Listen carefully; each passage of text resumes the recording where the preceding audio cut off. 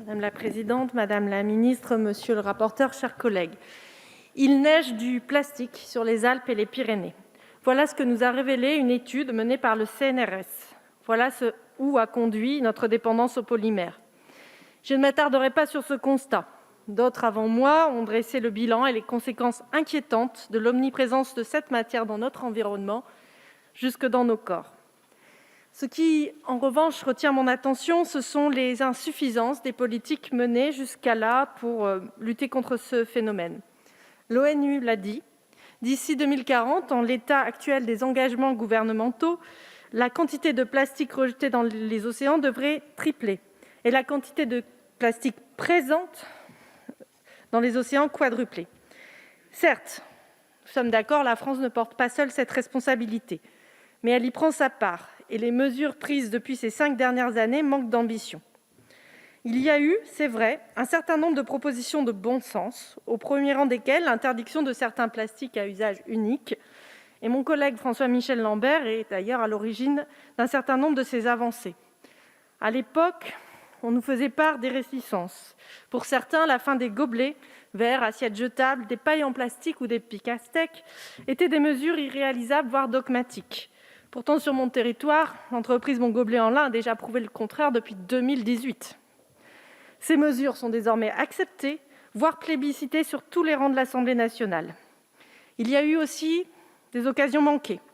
Je pense en premier lieu à la loi anti-gaspillage et économie circulaire, qui dès le début souffrait d'un manque d'ambition. Aujourd'hui, sa portée est amoindrie par les décrets d'application lorsqu'ils sont publiés.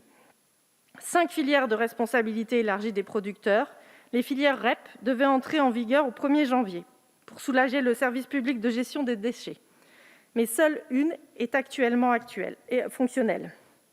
Le fonds de réparation, qui devait entrer en activité au 1er janvier, ne verra finalement le jour qu'en juin prochain, et avec une prise en charge des coûts de réparation abaissée de 20 à 10%. Que dire en outre de la stratégie des 3 R ? Réduire, réutiliser, recycler. Elle se limitera finalement à des orientations non contraignantes, sans sanction en cas de non-atteinte des objectifs. Autant de recul et autant de déceptions. D'ailleurs, certaines ONG échaudées par ce bilan nous ont fait part de leur volonté d'être mieux associées à l'avenir, à la mise en œuvre et au suivi de l'application des textes, et plus globalement à l'élaboration des politiques publiques sur la question du plastique. D'autres structures considèrent que la recherche sur les polymères devrait être approfondie. Les études d'impact sur les alternatives aux pétrosourcés sont aujourd'hui lacunaires. Quant à la question des additifs, elle mériterait elle aussi d'être creusée. Ces derniers ne cessent de se multiplier dans la composition des plastiques, ce qui nuit non seulement à la recyclabilité de la matière, mais porte également préjudice à la biodiversité lorsqu'ils sont rejetés dans la nature. Vous l'aurez compris, tous les acteurs que nous avons rencontrés, excepté peut-être le lobby du plastique et paradoxalement les services du ministère de la Transition écologique, nous ont indiqué leur volonté de disposer d'une structure afin d'échanger sur les enjeux et impacts du plastique.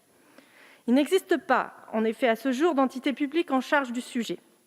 L'ADEME, la Direction générale de la prévention des risques, ou encore les collectivités locales fonctionnent en silo. Elles n'ont pas de vision d'ensemble de la filière industrielle et des différents usages du plastique, de son cycle de vie et des enjeux liés au recyclage. Nous ne pourrons pas réduire notre dépendance au plastique sans réunir autour de la table l'ensemble des acteurs concernés. C'est l'objet de l'Agence nationale du plastique, qui viendra pallier le manque d'expertise annuelle sur le sujet dans les administrations publiques. Elle permettra en outre de garantir la bonne application de la stratégie nationale zéro plastique et du calendrier d'interdiction progressive des polymères fabriqués à partir du pétrole. La pollution plastique devient un sujet de préoccupation majeur pour nos concitoyens. En la matière, nous avons déjà perdu beaucoup trop de temps, par manque d'ambition et de volonté politique. Ne ratons pas le coche et profitons de l'élan actuel pour revoir nos modes de production et mettre fin au tout plastique. Vous avez tendance en la matière à vous cacher derrière l'Europe. Moi, je vous réponds que l'impossible n'est pas français. Merci beaucoup.